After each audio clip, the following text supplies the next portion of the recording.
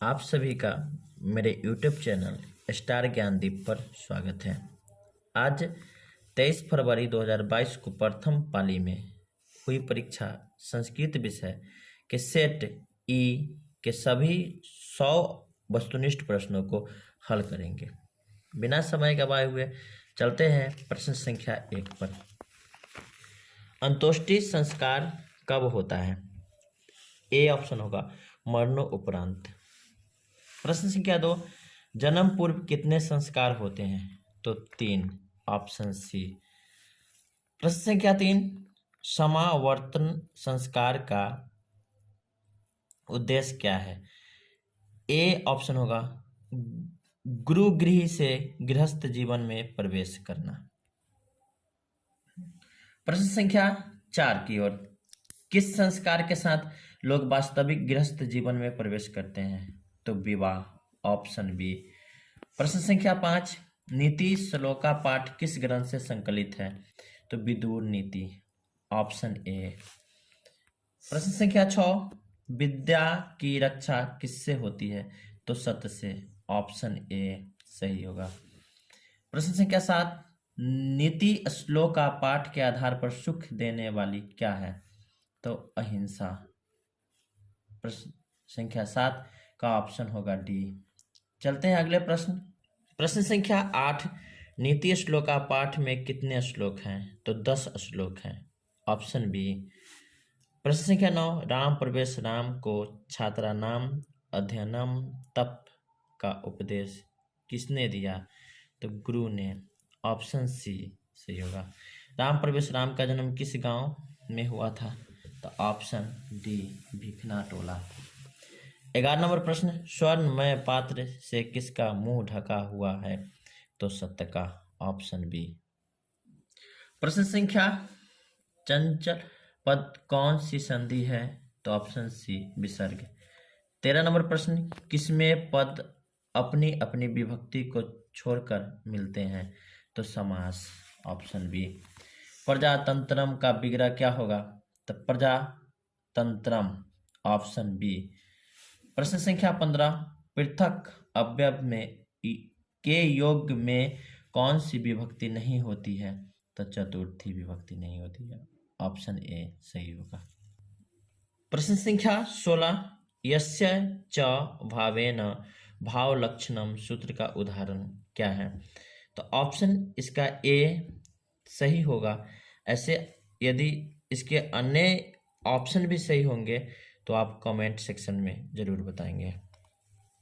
प्रश्न संख्या 17, निक्सा अवयव के योग में कौन सी विभक्ति है? तो तृतीया विभक्ति, यह होगा आपका डी। संभवम पद में कौन सा उपसर्ग है? तो सम, ऑप्शन ए सही होगा।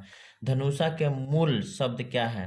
तो धनुष, बी ऑप्शन होगा।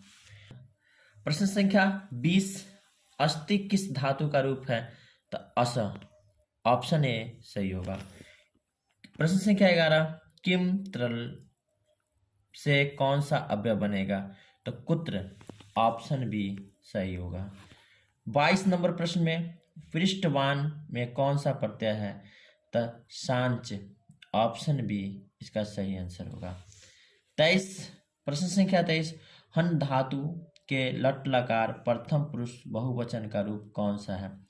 तो हंती, ऑप्शन ए सही ऑप्शन होगा। अभी तक मेरे चैनल को यदि आप सब्सक्राइब नहीं किए हैं तो सब्सक्राइब कर दें। चलते हैं अगले प्रश्न 24 की ओर। किस समास का उभय पद प्रधान होता है? तो अव्ययी भाव, बी।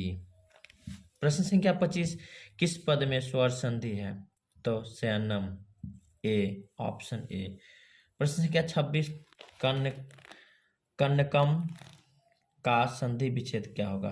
तो कमजोर, कन्नम, ऑप्शन बी सही ऑप्शन होगा।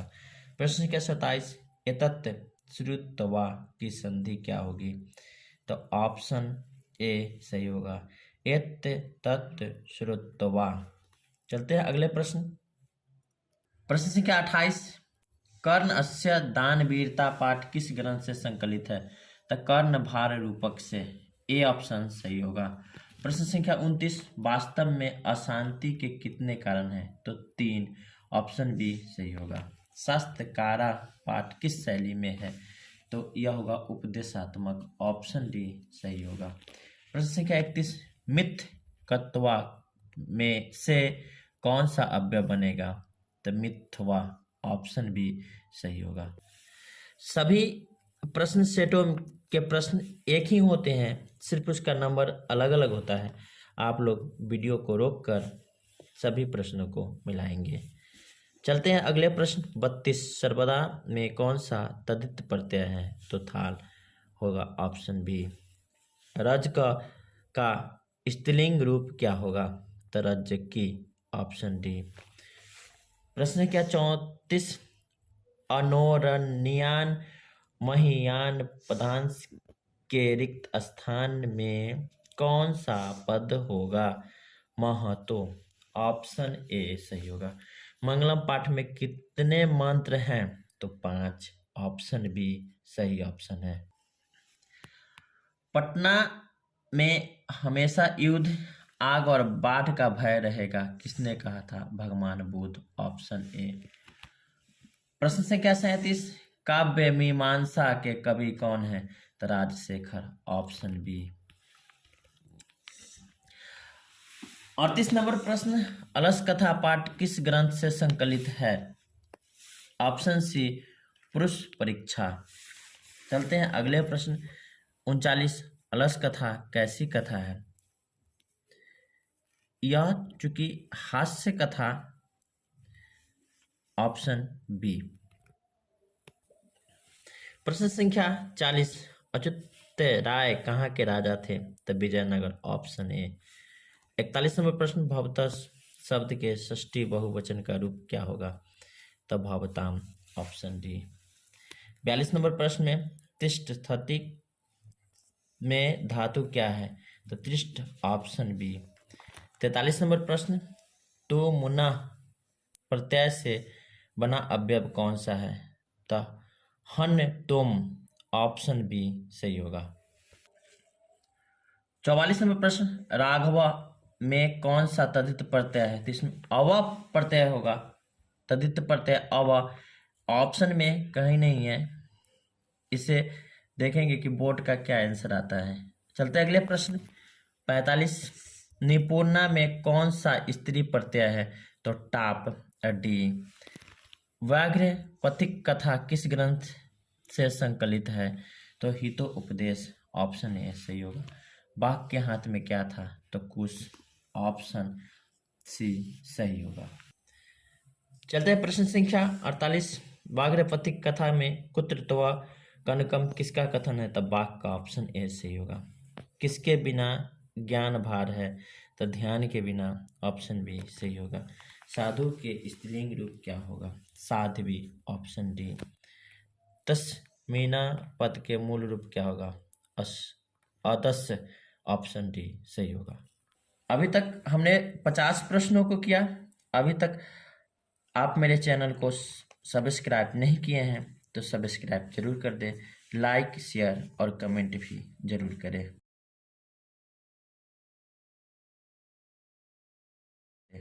चलते हैं अगले प्रश्न 52, निवेदनम पद में उपसर्ग क्या है? तो ऑप्शन डी होगा आंसर, नी। किस पद में परि उपसर्ग है? तो परिणाम, ऑप्शन ए। चलते हैं अगले प्रश्न 54 और 55, इसमें सूत्र से सप्ती विभक्ति हुई है। उदाहरण संबंधी प्रश्न है। उदाहरण संबंधी प्रश्नों में कई उदाहरण हो सकते हैं, इसलिए बोर्ड के आंसर आने तक इसका इंतजार करें। बोर्ड क्या इसका आंसर जारी करती है। चलते हैं अगले प्रश्न, प्रश्न संख्या 57, उक्त कर्म में कौन सी विभक्ति होती है? ए पंचमी। 58, नीलकंठ में कौन सा समास है? क्रमधारय समास, ऑप्शन ए सही होगा। किस पद में दिग्गु समास है? सप्तमी पद, ऑप्शन डी। किस समास का उत्तर पद प्रधान होता है? तो तत्पुरुष समास, ऑप्शन ए। 61 नंबर प्रश्न, जब आलस कथा में आग लगी तब कौन भाग गया? धूर्त। Option C. सिख संप्रदाय के 10वें गुरु कौन थे? गुरु Govind Singh. Option A. 63 number प्रश्न, हम सब में भारतवर्ष के प्रति क्या होना चाहिए? तो देशभक्ति। डी नंबर ऑप्शन सही है। प्रश्न संख्या 64, किशोरी में कौन सा स्त्री प्रत्यय है? तो डिप। सी ऑप्शन सही होगा। 65, ज्ञान प्लस ज्ञान जोड़ मंतुप से कौन सा पद बनेगा? ज्ञातवान। ऑप्शन बी सही होगा। सांच प्रत्यय के उदाहरण कौन सा पद है? वर्तमानम। डी ऑप्शन सही होगा। 67 नंबर प्रश्न में नमन में कौन सा प्रत्यय है? तू मुन्ना। डी ऑप्शन सही होगा। 68 नंबर प्रश्न में ठक प्रत्यय में कौन सा पद बनेगा? डी धार्मिक। 69 नंबर प्रश्न में भवेत किस लकार का रूप है? लट लकार। ए। वाची में कौन सी विभक्ति है? तो सप्तमी विभक्ति। बी। 71 नंबर प्रश्न में जनक के सभा में कौन थी? तो मैत्री। ऑप्शन ए सही होगा। प्रश्न संख्या 72, मधुरा विजयम किसकी रचना है? गंगा देवी। ऑप्शन सी सही होगा। 73 नंबर प्रश्न, विशाल संस्कृति साहित्य किसके द्वारा संवर्धित है? तो कवियों और शास्त्रकारों द्वारा। प्रश्न संख्या 74, भारत महिमा पाठ में पुराणों की कितनी पद संकलित है? तो 5। ऑप्शन ए सही होगा।